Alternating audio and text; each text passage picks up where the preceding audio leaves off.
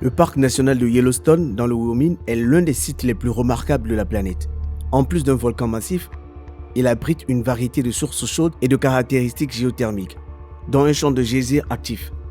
Les visiteurs peuvent observer des geysers qui explosent, de la vapeur qui sort du sol et des marmites de boue bouillonnante. En outre, c'est un endroit formidable pour observer des animaux tels que les bisons, des élans, des antilopes, des loups et des ours. En raison de sa position géographique, Yellowstone est relativement éloigné et ses propriétés géothermiques peuvent être dangereuses.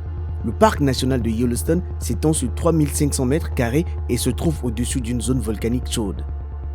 Le parc se trouve principalement dans le Wyoming, bien que certaines zones s'étendent dans le Montana et l'Idaho. Le parc national de Yellowstone est célèbre pour ses canyons, ses rivières alpines et ses forêts luxuriantes. Le parc national de Yellowstone est situé sur un supervolcan.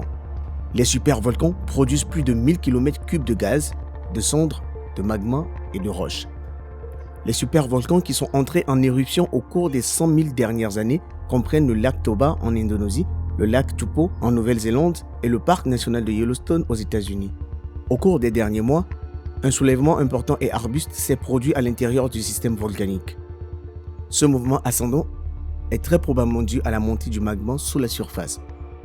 Bien qu'il n'y ait pas de danger immédiat d'éruption, les scientifiques surveillent de près la situation.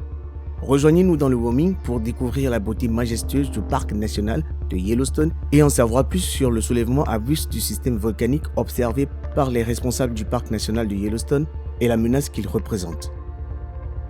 Le point chaud de Yellowstone est resté stable pendant longtemps alors que le continent nord-américain a migré vers le sud-ouest. Les anciennes éruptions de Yellowstone peuvent être retracées jusqu'à ce que l'on appelle aujourd'hui la partie sud-est de l'Oregon. Les éruptions les plus récentes ont eu lieu dans la région nord-est du Wyoming où le supervolcan Yellowstone est entré en éruption à 3 reprises. Les sources d'eau chaude, les géysers et autres phénomènes hydrothermaux du parc sont dus à ce supervolcan dont l'éruption la plus récente a eu lieu il y a 6400 ans. Le supervolcan a également construit la caldeira dans laquelle se trouve le parc. Une caldeira est une dépression en forme de boule produite par l'éruption du magma ou de la lave d'un volcan. La caldeira de Yellowstone fait environ 35 km de large et l'éruption la plus récente du supervolcan s'est produite après une période de sommeil. Au fil du temps, la caldeira s'est remplie d'eau et la forêt s'est formée, créant ainsi un environnement qui abrite de nombreuses espèces animales différentes. Le parc national de Yellowstone, selon les experts du parc, est un refuge sûr pour l'un des plus grands supervolcans du monde, qui montre des signes de vie. Le parc national de Yellowstone a été fondé en 1872 et doit son nom aux graisses jaunes de la région. Le volcan se trouve dans le nord-est du Wyoming où est confiné l'énorme Yellowstone. On pense que le supervolcan se trouve au sommet d'une zone chauffée, composée de roches fondues et semi-fondues appelées magma. Ce qui explique pourquoi la terre se soulève et s'abaisse. Le sol s'étend lorsque cette lave s'écoule dans une chambre magmatique située à environ 6 km sous le parc national de Yellowstone. Le sol s'affaisse lorsque la lave refroidit et durcit. Les volcanologues étudient l'activité volcanique depuis 1923 et le sol s'est élevé de 9,8 mètres entre 2004 et 2009.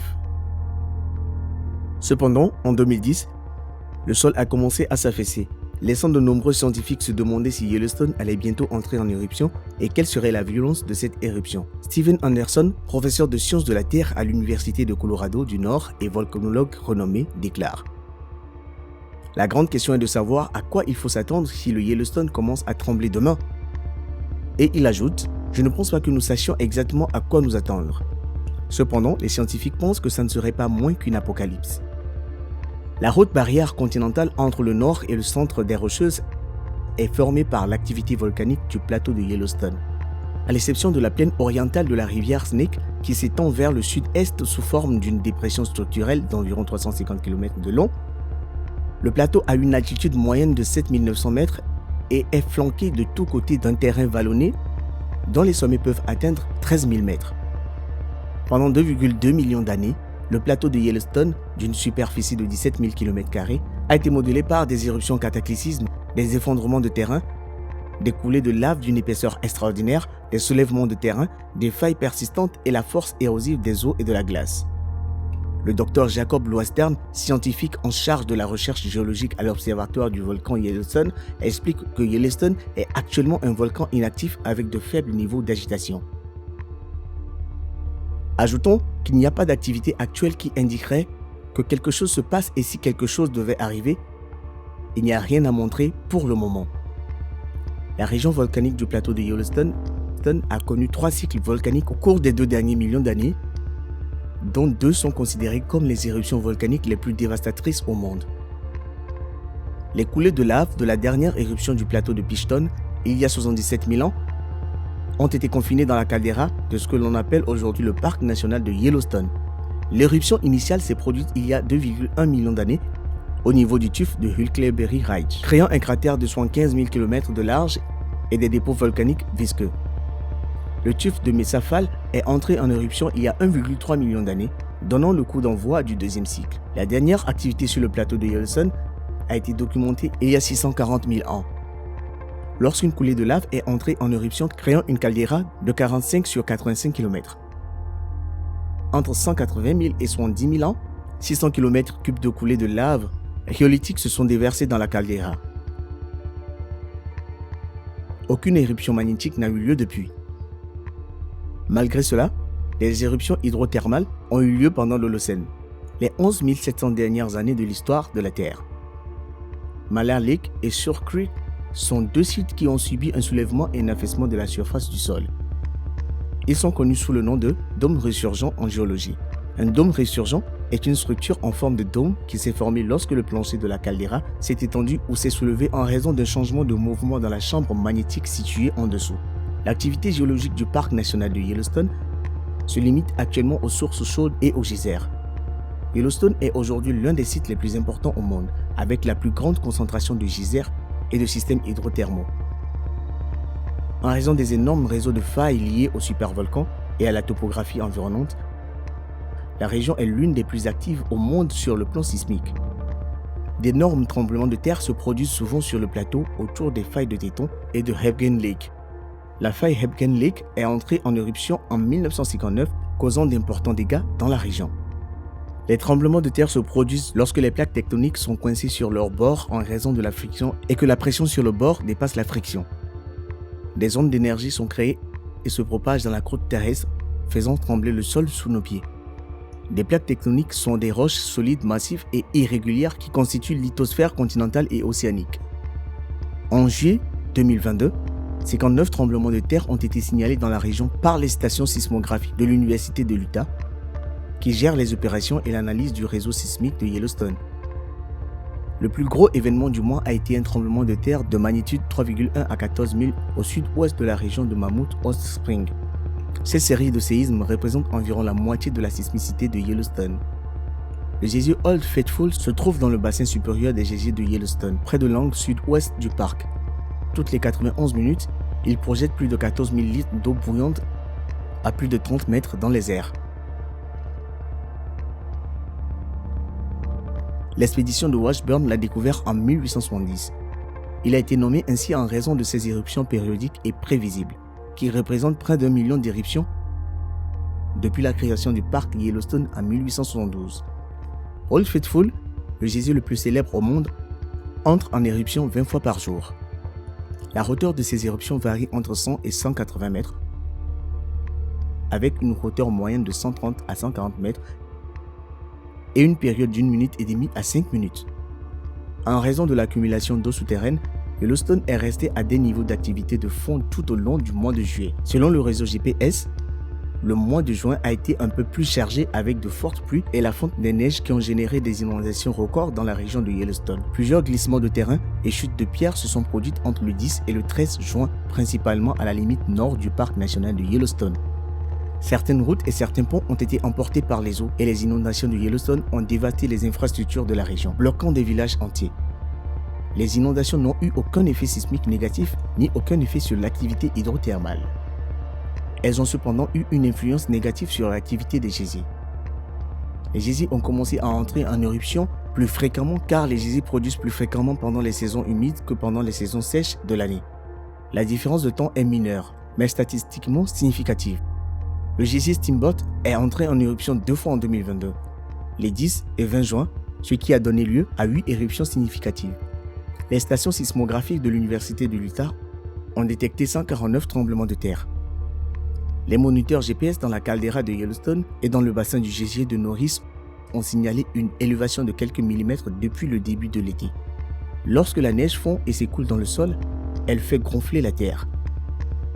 Depuis 2015, on observe une tendance annuelle d'enfoncement de la caldeira de quelques millimètres. Depuis plusieurs années, un enfoncement annuel de 2 à 3 cm a été documenté.